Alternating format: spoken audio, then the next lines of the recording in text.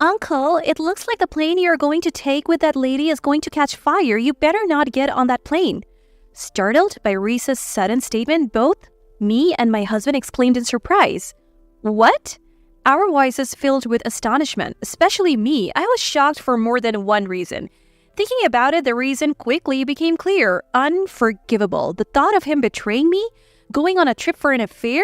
Despite the warning to better not get on that plane, Lex headed to the airport. So I decided to start my own revenge drama. My name is Ashlyn, a homemaker in my 30s. I live with my husband, Lex. We are a dual-income couple and often away from home, but on our days off, we usually relax at home. However, Lex has been acting a bit strange lately. His return home has become much later than before. On weekends, he often leaves. It's for work. He started to be away for days on business trips. I couldn't help but find Lex's situation suspicious.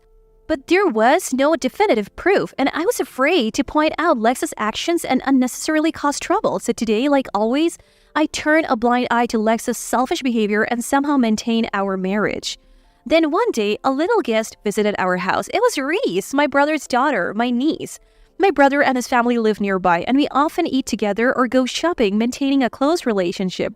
I have watched over Reese since she was a baby, often went to my brother's house to hold her, so Reese is very attached to me. One day, my brother and his wife couldn't manage, and as I was off from work, Reese came over to spend the day with me. Auntie, let's play. You know, I want to play with dolls. As soon as she saw me, her face lit up with a smile, begging to play. She was adorable. Then I'm counting on you today. Leave it to me. I'll call if anything comes up. After I said that, my brother smiled relieved. Then I took Reese home and spent a fulfilling time playing with dolls, baking with the ingredients I had prepared, and more. In the middle of this, the door opens. Stop the noise. What's all the fuss about? It's my day off and now I'm awake. Lex emerged from his room, grumbling these words. Not realizing Reese was there, he glared at me and let out a heavy sigh. You're just too clumsy, you know. If a husband's resting at home, shouldn't a wife try to keep things quiet to let him relax, not even managing that small courtesy? You're really failing as a wife. I'm sorry for the noise, but I did tell you before that Reese was coming over today, right? I even mentioned it might get noisy. Don't argue back. When I tried to defend myself, Lex shouted angrily. Startled by his loud voice, I quickly noticed Reese, who was making sweets, looked like she was about to cry. My priority shifted to getting Lex out of there. Even as Lex hurled cruel words, I just said, I'm sorry, and kept apologizing. I thought any more anger from Rex would only scare Reese more. Eventually, Lex seemed satisfied and said, I'm going to wash my face, and disappeared into the bathroom. Feeling relieved, I apologized to Reese. Sorry about that. To which she bravely said, It's okay. And she shook her head. Uncle's going to fall down. As Lex went to the bathroom, Reese suddenly said this. When you say usual? I asked, and Reese nodded. Reese has always said strange things about people she's close to or sees often. She would make predictions like she could see the future. At first, I thought it was just a child's play. Is that so? And I would casually respond, but after several incidents where Reese's predictions came true, I believed the child can see something special. So doubting Reese's words was out of the question. I nodded saying, is that so? And a few minutes later, a loud noise came from the bathroom. Ouch! A voice filled with anger from Lex could be heard. Again, Reese's prediction had come true. Lex returned from the bathroom, his face red, and started hurling more harsh words at me. You could have cleaned the bathroom properly. Because of you, I fell down. Lex blamed me, but I'm not the one to neglect cleaning. The bathroom is always kept clean. It was clearly Lex's carelessness, and him blaming me was intolerable. I always keep it clean. It's your carelessness. Please don't blame me. Don't make excuses. It's your fault, so apologize properly. His unreasonable words left me astounded. Even though it's all his own doing, he blames me, forcing me to apologize, using me to vent his frustrations. He can't even control his own emotions. Lex, acting like a small child, makes me sigh. When we first got married, Lex wasn't this selfish. He was more considerate of others. But as time went by, he showed his true colors, a person who doesn't really care about anyone else. Just a month into our marriage, I was forced into a life of serving Lex. I was not allowed to argue back, no matter how much I didn't want to do what he asked, and I couldn't complain. This was the rule imposed of me. If I asked whether this unreasonable situation made me angry, I couldn't honestly nod in agreement. But I feared making things worse with Lex, causing more trouble in our marriage. About a week after Risa's visit, Lex had another business trip coming up. It was his third trip this month, and this time he would be away for about a week. While helping him pack, his mobile phone rang. It was a call from my brother's phone. Worried, I excused myself from Lex and answered. It was Reese, probably borrowing my brother's phone. Reese sounded panicked on the other end. "Stay calm," I said, trying to listen. "Uncle's plane, the one he's taking with the lady, is going to catch fire. He shouldn't get on that plane." I was shocked for two reasons. Reese's prediction about the plane and the fact that Lex was boarding a plane with another woman despite being on a business trip? Taking a plane with another woman on a business trip is unbelievable. What does that mean? Confused, I told Lex about Reese's call and her advice. "It might be better not to take the plane," I said, but Lex scoffed. "I am not obligated to entertain a kid's play. Today's trip is settled. There is no way I'm not going." And he left the house. He'll probably head straight to the airport. Reese's predictions have never been wrong. This time won't be an exception, and Lex will likely face something terrible. As his wife, I should probably tell him to turn back, but more than that, why is he taking a plane with another woman? I was terribly worried about this. I needed to uncover the reason behind this. So I decided not to stop Lex and to watch how things unfold, ready to start my revenge drama whenever necessary. After some time relaxing at home, the word breaking news flashed on the TV I had left on. Curious, I looked and saw that a plane which had just left the US had crashed. A bad feeling washed over me, and upon checking, it turned out to be the plane Lex was on. The TV showed the burning plane, possibly ignited by gasoline. Was this what Reese was talking about? As I was trying to make sense of it all, I got a call from the rescue team. Lex was rushed to the hospital and was in critical condition. They also asked about a woman accompanying Lex, a hostess in her 20s, who sadly died immediately after the accident. The rescue team, unable to contact her family, had reached out to me. I had no information about her and expressed my regret. The rescue team member said, "Thank you for your cooperation," and then hung up the phone. The life-saving efforts were probably still ongoing. I felt terrible for all those involved in the accident. Lex was taken to the ICU, and given his critical condition, even family members couldn't visit until he stabilized. I should have been distraught, but I had things to do, so it was convenient. I informed Lex's parents and my relatives about the accident. His mother, particularly shocked, broke down crying over the phone, which was honestly heart-wrenching, but my desire for revenge wasn't satisfied yet. I felt I had to make him regret surviving, to drop him into a deeper hell. I couldn't forgive Lex, who treated me like a servant while indulging in affairs and infidelity. A few days later, the hospital called to say Lex had regained consciousness. His condition was improving, and he was soon moved to a general ward. Resolved, I decided to visit him. When I went to the hospital and mentioned Lex's name, "The one from that accident?" I was looked upon with pity by the nurse. Since then, I've been following the news regularly. It seems that crash was a major disaster with many lives lost. In the midst of it all, I sensed a remarkable will to live in Lex, who had narrowly escaped death. Guided by a nurse, I entered his room to find him asleep, connected to numerous IV drips. According to the nurse, he has been diligently doing rehabilitation every day, and after it's over, he falls asleep like this, exhausted. I had a chance to talk with Lex's doctor while he was asleep. The doctor explained that Lex had suffered severe burns all over his body during the accident and had also damaged his spine, resulting in the loss of sensation in his lower body. They said that no matter what treatment is done, the sensation in his lower body will not return. He can no longer walk, stand, or even go to the toilet on his own. He's now undergoing rehabilitation to learn how to manage a wheelchair and somehow carry on with daily life.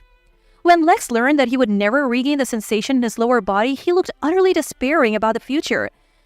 I had never seen Lex take anything seriously before, not his job, social life, or our relationship, but hearing he was working hard on rehabilitation, I thought it might be a mistake. Lex had a lot of pride, and he probably couldn't accept a life dependent on me. Now burdened with these after effects, Lex has no choice but to rely on others, no matter how hard he tries. But even understanding this, his stubborn refusal to rely on me made me smile inadvertently. The doctor provided me with information on home renovations, moving to a barrier-free house, and how to manage life with Lex's after effects. The more I read, the more I realized how challenging and complex Lex's condition was, and I felt a slight pity for him. But this situation was a result of his own actions. If he had heeded Reese's words and canceled the trip, all this could have been avoided. It wasn't even work-related. Prioritizing his life would have been the sensible choice. then the woman he was with might not have lost her life. Due to Lex's misjudgment, a life was lost. And he is now burdened with severe consequences. I have come to painfully realize how important it is to trust and accept others' words. I'm grateful that I've always believed in Reese and listened to her, thinking I should thank Reese later. Lex groaned as he woke up. Ashlyn? Is that you, Ashlyn? You came? Seeing me, Lex smiled with relief and continued speaking. I've been lonely. Since you haven't visited much, thank you for coming. I can't offer you anything, but please stay for a while. This was a completely different attitude from the Lex who belittled me and treated me like a servant. I almost thought he lost his memory after the accident, but Lex's next words snapped me back to reality. Did the doctor tell you my lower body is paralyzed? The hospital life is hell. I can't even take care of myself without a nurse's help. Being touched by complete strangers is unbearable. I would much prefer you. I want to get out of here and go home as soon as possible. Lex's pride made him despise even the necessary nursing care. I felt it was incredibly insensitive of him to say such things about the nurses who were helping him. Lex continued with his self-centered words. I know I'm like this, but with you, I feel I can keep living. So let's support each other as a couple from now on. Support each other? As far as I remember, we never supported each other as a couple. Lex always left home matters to me and went out on his own. I overlooked it thinking it was due to work, but infidelity is a different story. It's a betrayal. The more I spoke with Lex, the more anger rose within me. I was overwhelmed with the feeling that I shouldn't forgive this man, and instinctively I felt I had to bring him down completely to make sure he would never be so arrogant again. Oblivious to my thoughts, maybe we should move. Or living with my parents might be a good idea. Lex was still dreaming, so I decided to wake him up to reality. Sorry, but I have no intention of taking care of you. Lex was shocked by my statement. What? He said, and trembling with shock, he began to desperately plead. Don't joke like that. I truly believed he would accept me, help me. Hearing such a joke hurts. It's no joke. Let's get a divorce. I can't stand the thought of being your wife after the way you have treated me and your infidelity, let alone take care of you. Lex then started to panic.